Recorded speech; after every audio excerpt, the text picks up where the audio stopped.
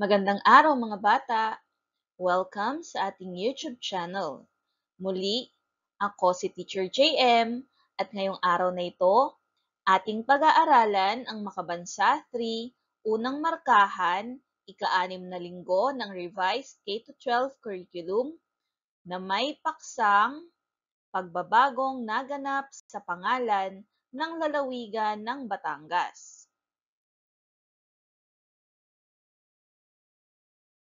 Narito ang ating layunin. Sa araling ito, ang mga mag-aaral ay inaasahang na iisa-isa ang mga pagbabagong naganap sa pangalan ng lalawigan ng Batangas. Bago ang lahat, ano ang iyong nakikita sa larawan? Magaling! Ito ay ang mapa ng lalawigan ng Batangas.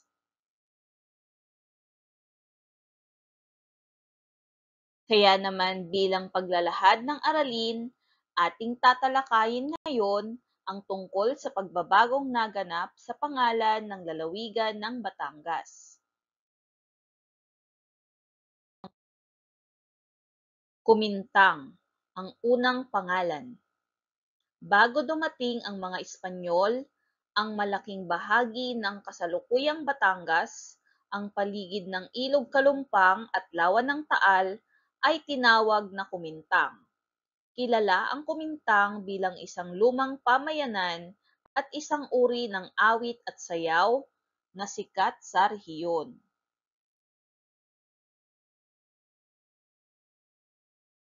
Noong 1572, dumating ang mga misyonaryong Espanyol.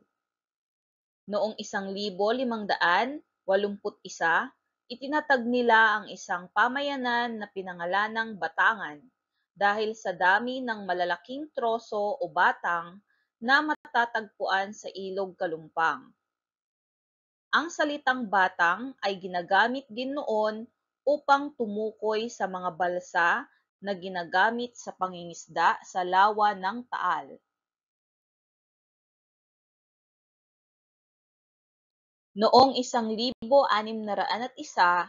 ang pangalang Batangan ay binago at naging Batangas. Mula noon, ito na ang pangalan ng lalawigan.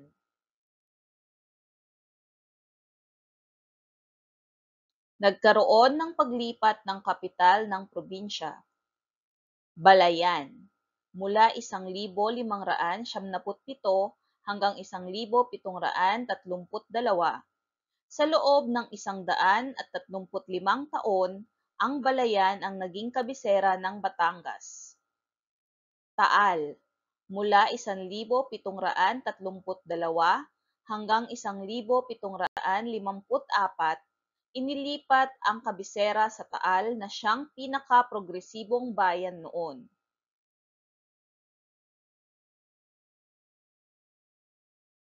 Lungsod ng Batangas, mula 1754 hanggang sa kasalukuyan.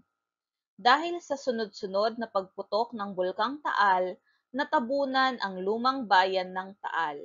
Inilipat ang kabisera sa kasalukuyang lungsod ng Batangas.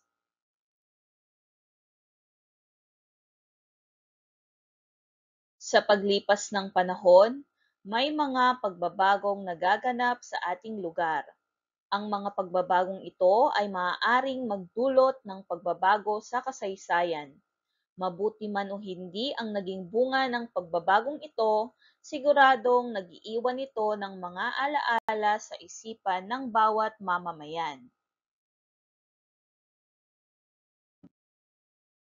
Ngayon, dumako na tayo sa paglalahat. Ating sagutin ang katanungan. Bakit mahalagang malaman mo ang pagbabagong naganap sa pangalan ng iyong lalawigan?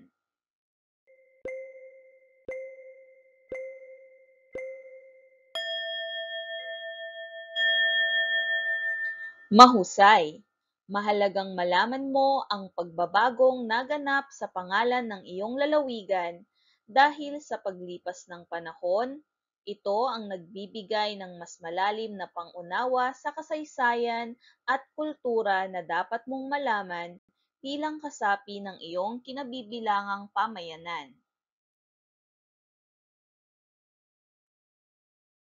Ngayon naman, para sa pagtataya, ating basahin ang panuto.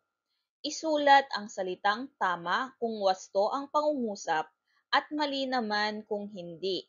Handa na ba kayo? Simulan na natin. Para sa unang pangungusap, ang pangalang Batangan ay ibinigay ng mga Espanyol dahil sa dami ng mga balete na puno sa rehiyon. Ito ba ay tama o mali?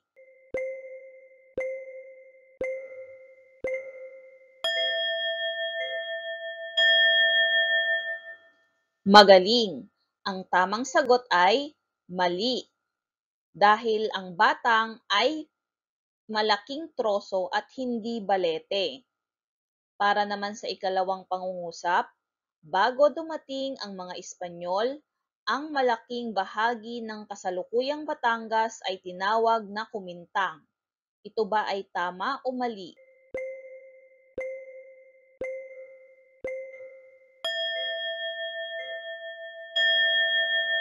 Mahusay! Ang sagot ay tama.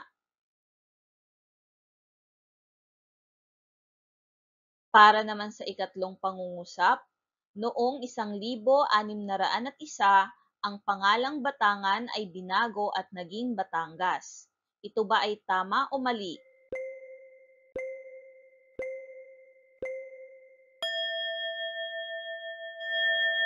Magaling!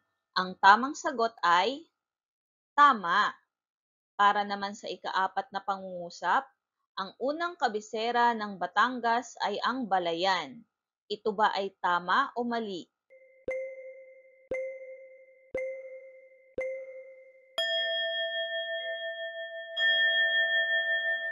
Mahusay! Ang sagot ay tama. At para sa panghuling pangungusap, dahil sa sunod-sunod na pagputok ng Bulkang Taal, inilipat ang kabisera sa kasalukuyang lungsod ng Batangas. Ito ba ay tama o mali?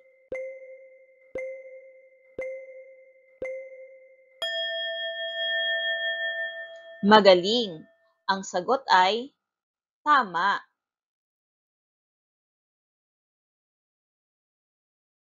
Hayan mga bata, sana ay marami kayong natutunan tungkol sa ating aralin sa Makabansa 3, Unang Markahan, ika-6 na linggo ng Revised K-12 Curriculum na may paksang pagbabagong naganap sa pangalan ng lalawigan ng Batangas.